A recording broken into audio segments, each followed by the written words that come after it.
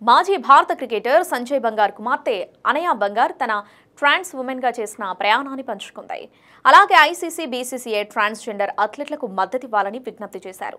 అనయా తాజాగా తన ఇన్‌స్టాగ్రామ్ ఖాతా ద్వారా ఒక వీడియో షేర్ చేస్తూ తాను మహిళల క్రికెట్‌కు అర్హురాలినని తెలిపింది. అయితే అనయా తన హార్మోన్ రీప్లేస్మెంట్ థెరపీ పూర్తయిన ఏడాదికి మాంచెస్టర్ మెట్రోపాలిటన్ యూనివర్సిటీ సహకారంతో వైద్య పరీక్షలు చేయించుకున్నారు.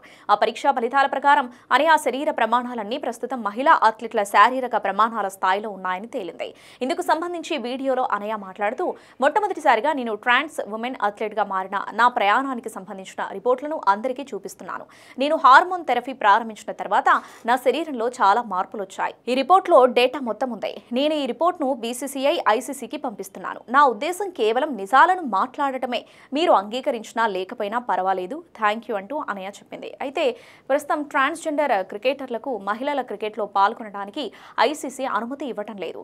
2023 క్రికెట్ వరల్డ్ కప్ తర్వాత జరిగిన బోర్డు సమావేశంలో ఈ నిషేధం అమల్లోకి వచ్చింది. అయితే ఐసీసీ నిర్ణయాన్ని 23 సంవత్సరాల అనయా బంగార్ సవాల్ చేస్తూ తన రిపోర్టులను అటు బీసీసీఐ, ఇటు ఐసీసీకి పంపించింది.